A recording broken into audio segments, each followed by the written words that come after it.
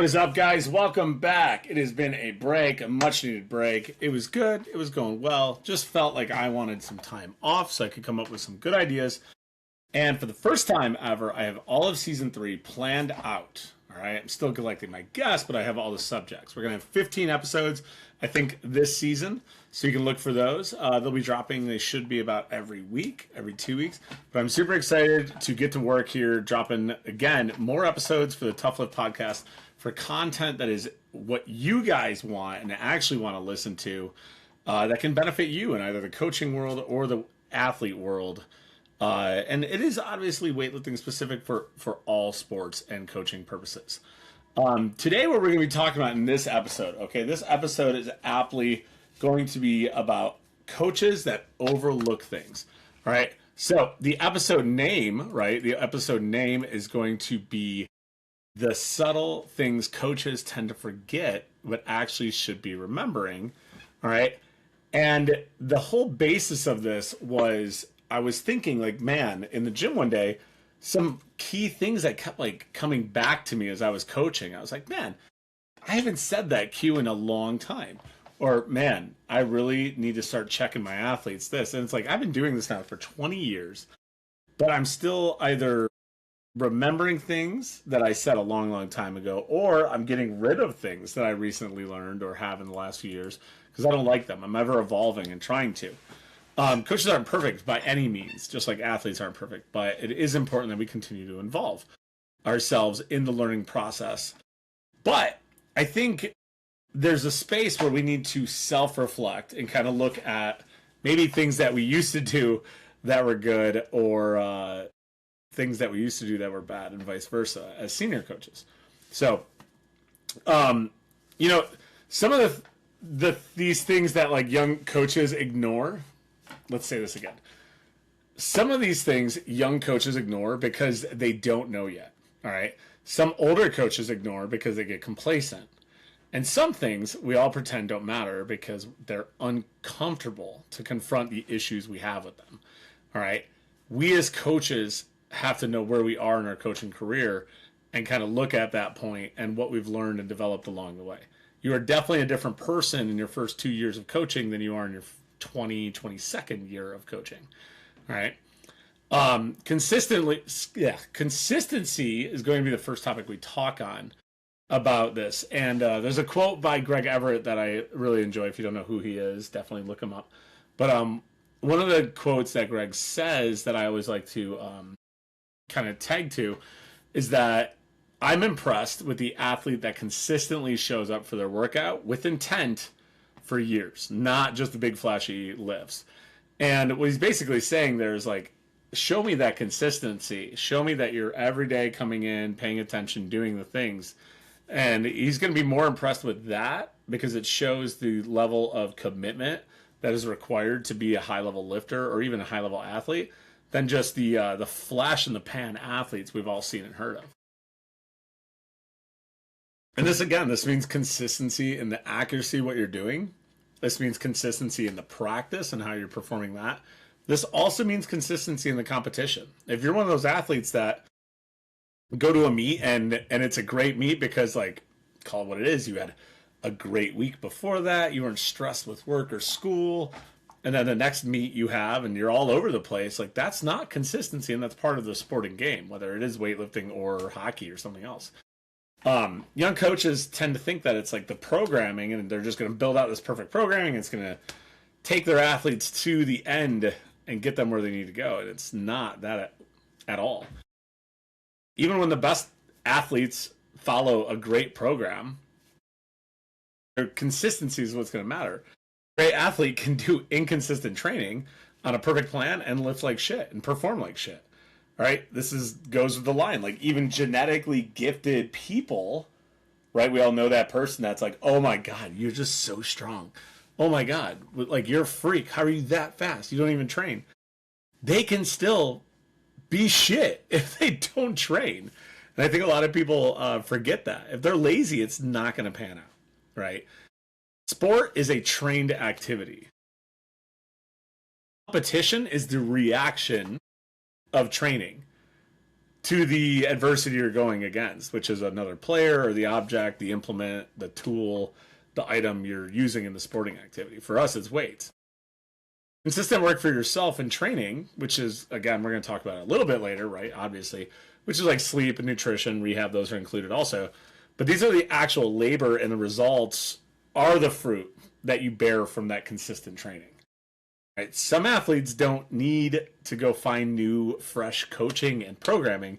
What they actually need for good, consistent programming and training to happen and work is stop maybe emotionally quitting every time that they have a slight inconvenience in their life and a minor boo-boo on their body. It's a tough pill to swallow for some people, but that is ultimately the truth for a lot. Next, the next topic we're going to talk about that gets forgotten about sometimes by coaches is communication. All right, communication is one that I'm working on myself quite avidly right now. I've been working on it, and I've been working on it my whole career, my whole life. But definitely right now, I think communication is a big piece of what I'm working on personally for in my personal life and my coaching life. And I hope many of you are too. All right. Whether you are a weightlifting coach or even just a regular person at your job and an athlete only. We as coaches, right, we usually start in the role where we're making all the rules and we plan 101% of what we're doing. And athletes, they just follow us. Right. They don't question anything. Some of us learn along the way that it's good to involve your athletes. Having their flexibility and them bending and molding, us with them with us, it actually encourages them to work with us. And we can ask for more out of them. We can ask them to do shit they never even thought was possible. That is like super important in the coaching world because you're going to need to help extract every amount of potential out of them. All right? We have to learn how to communicate the right way for the right people. There's not a one size fits all for everyone. Okay, it's about earning their trust. That's done through good communication. Coaching is psychology, timing, and trust. All right, we're eager. As a coach, your job is to be eager to help someone. They're begging for it. They've come to you. They want that assistance. We want to help people get better over time. All right, but our eagerness sometimes can actually hinder us in our progress with our athletes. We all know that everybody takes cues differently, right? Some people are visual, some people are verbal. Part of that, though, is we also have to learn our athlete that we're responsible for at the time the best we can, right? If you're just working with someone for the first time ever, you're not going to know things. You're going to be working on the fly. But if you've worked with somebody for some time, you should know and learn to develop what your communication skill is with them. And that's why I think it's important we don't forget about developing our communication skills. Because, right, like some athletes, they don't do good with a cue shouted out to them mid-lift. Somebody could do a great clean, and you want to give them a preparatory cue for their jerk because you know they have that bad habit. That could literally make them overthink, and they'll actually just fuck it up because you talk to them mid-lift, right? Sometimes, like, we need to know whether they need us to talk at all. Sometimes athletes do want us to yell. Sometimes I've had athletes literally be like, yo, when I stand that cleanup, you yell, reset your feet, reset your feet, reset your feet. Each one is going to need different things, right? When you're explaining the training, right? I've had athletes that have been the highest level athletes I've ever coached that are just like, I don't want to know the plan. I just want you to tell me what to do. And it's like, for me, that was actually hard for me to adjust because I'm very much, I want you to understand what you're doing type coach. Because I believe that you'll buy into it much more. But they didn't want to worry about it because then they were going to start overthinking, am I making progress towards the end state? Versus they really just needed to be lifting the lift and making sure their lift was correct. They didn't want to know the whole big plan, right? Somebody that doesn't care about biomechanics, somebody that maybe like hated mechanics and maybe engineering or something like that, physics in high school, talking to them about the biomechanics of the sport is actually just going to stress them the fuck out. They don't want to know. Or it could just confuse the shit out of them. They could start overthinking, right? We all know that little demon. Your communication matters in how you talk and also develop your relationship with your athlete. All right, athletes, you also need to work with your coaches on this. It's just as much your responsibility to learn how to communicate with your coaches. Okay? you will find ways to better communicate your thoughts to them. Maybe being in the gym when there's a lot of hustle and bustle and loud sound isn't the best space for you to give feedback. Maybe you only have an hour and a half to work out, so having an hour conversation about something is not a great time usage. So tell your coach, be like, hey, listen, I appreciate that you want to talk about this, but I only have an hour and a half. I don't think it's a reasonable thing to have us waste my training time by us talking. Let's talk about it after. I will slice out a time for you. Tell me time you're available to chat on it. Those are okay conversations to have, right? We have to work as a team, right? We also can't let past sins of maybe poor communication times, because everyone's evolving, right? Coaches are evolving. They're going through things. They're learning things about you, as you also, as the athlete, are growing and learning things. Coaches, you're maybe transitioning from working with adults to working with kids, or going with kids to just working with adults. You have to learn on the go as you're doing this to get better as you go. So I recommend continue to work on your communication skills. Just because you're a senior coach in a facility now, don't forget where you started from, of having to articulate and better word and better coach, and continue to search for those different ways to get the point across to your athlete by improving your communication skills. All right. Treat it just as important as like finding that next way to have a greater jerk. Another thing that we forget along the way.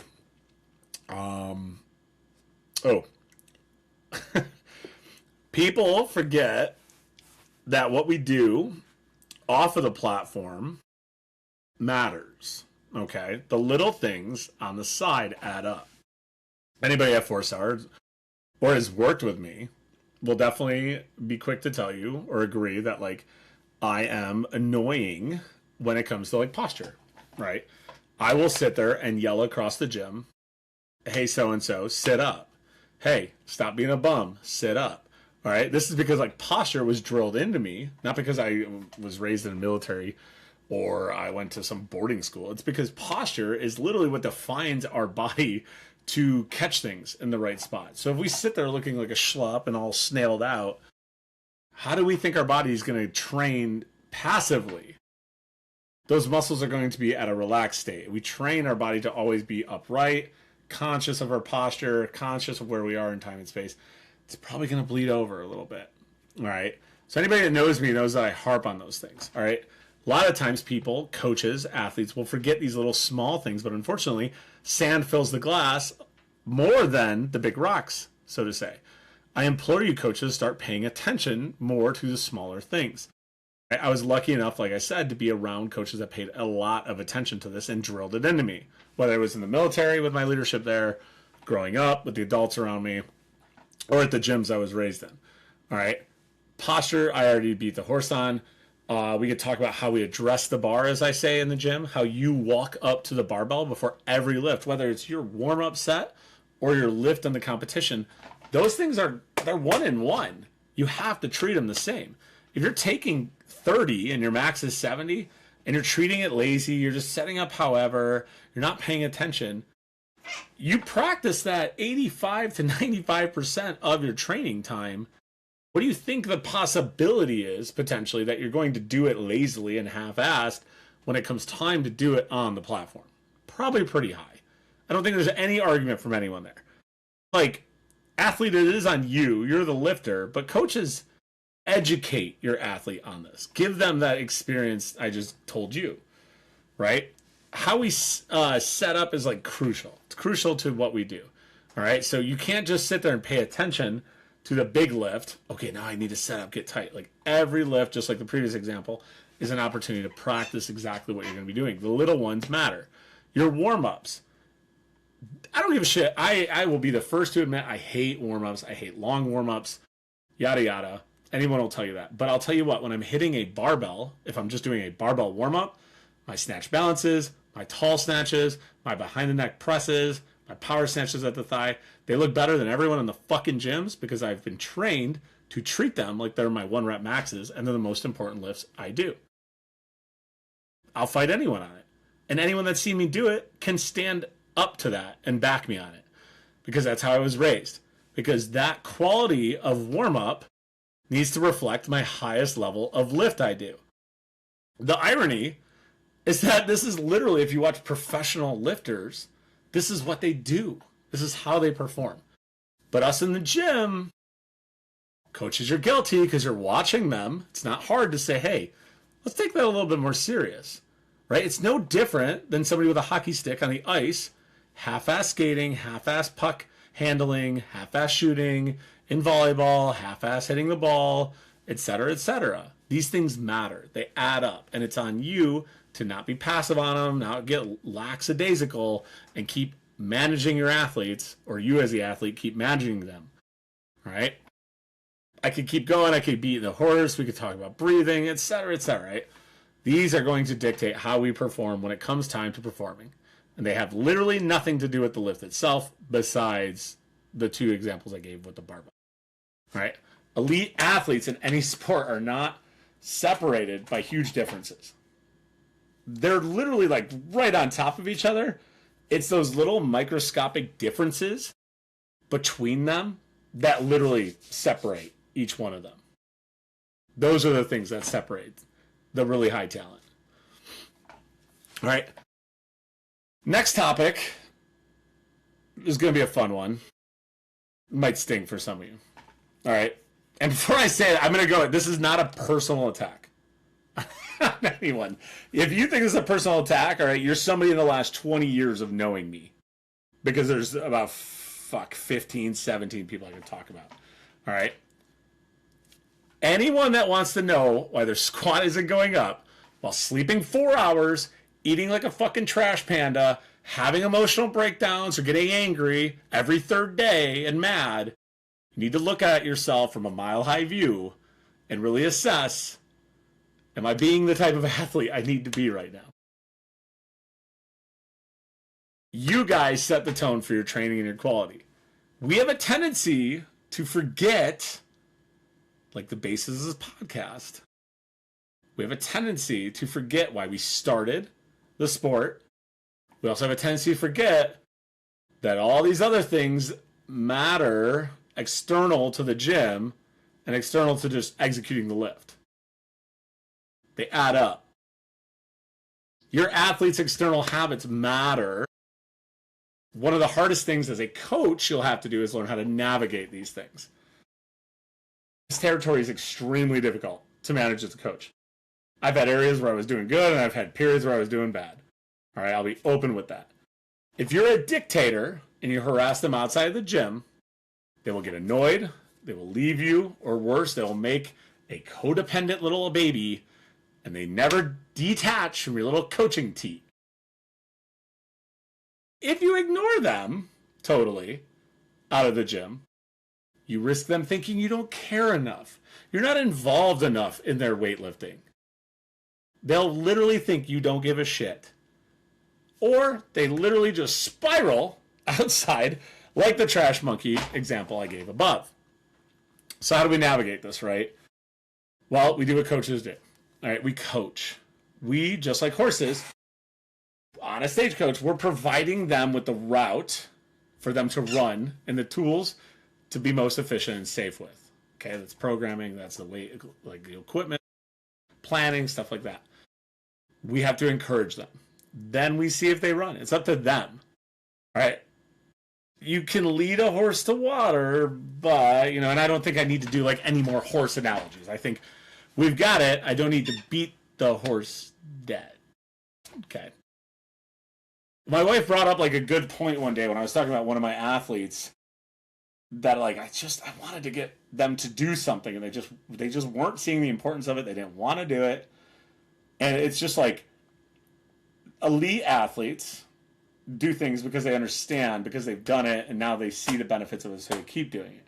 Athletes that are trying to get to that next level, or athletes that want to get to that next level, when they aren't doing it, and then they talk about doing it, but they don't do it, right?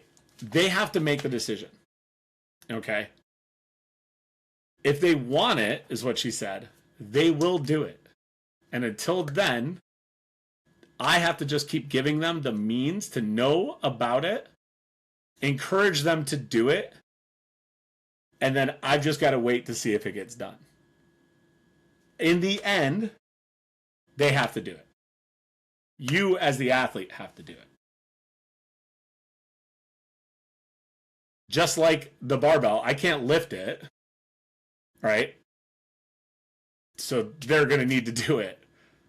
All right. Our job as coaches is to guide them. All right. Not manage their life and do everything for them. Coaches, we have to continue to encourage. And sometimes it is discouraging, right? It is discouraging to sit there and be like, hey man, did you fucking eat today? And they're like, no. You just want to like rip your fucking hair out and be like, why did you even fucking come in today? And you know what? The right answer is, all right, well, you know what the results are. So let's do better tomorrow. If you want to add some like sugar on top of it, you'd be like, hey, if you want, we can sit and talk about a better plan so you're fueled properly to do this because I know you can do better. Then it's on them. All right, but let's not forget as coaches that our job is to support and help, not bear down on them and not be the dictator and planning everything for them or the mother role. We're somewhere in between and we need to learn that role. All right. Lastly, the one I want to chat on is about your mood. One of my bosses a long time ago told me that coaching is like acting. You are setting the tone and the environment for the facility. I myself am guilty of this on many occasions. 10 years ago, 15 years ago, last year, I don't know. Because it happens. We're humans too.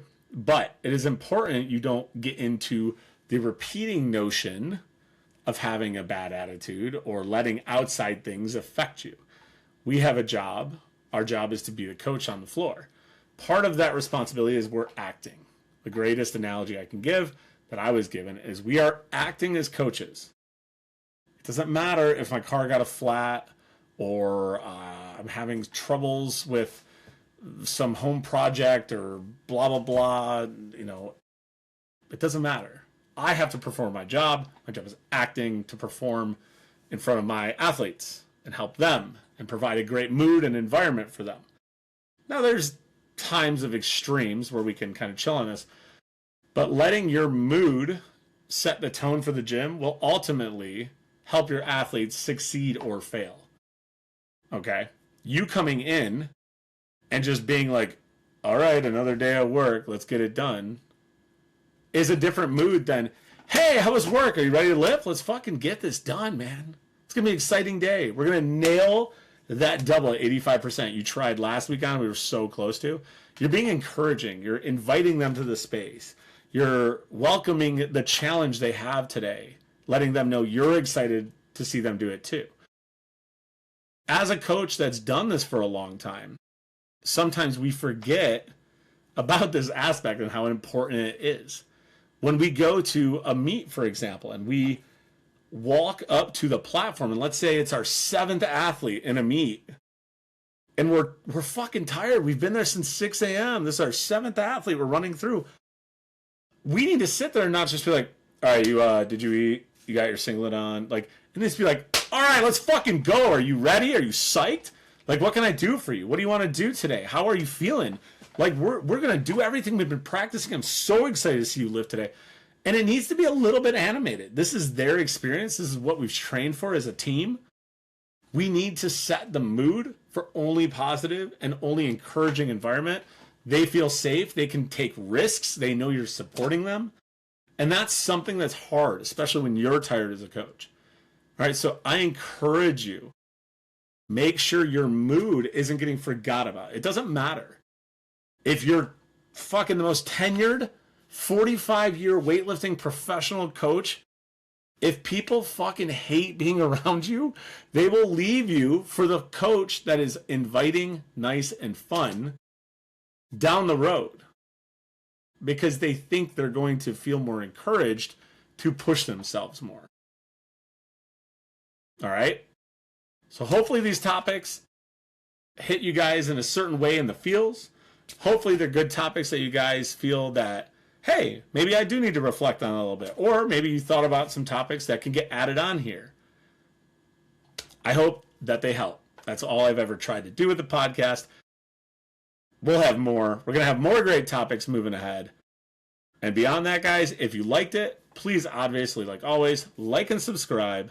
Share this. Send it to a friend. Anything help get the word out. I'll see you guys next on the next episode of Tough Lift Podcast. Peace.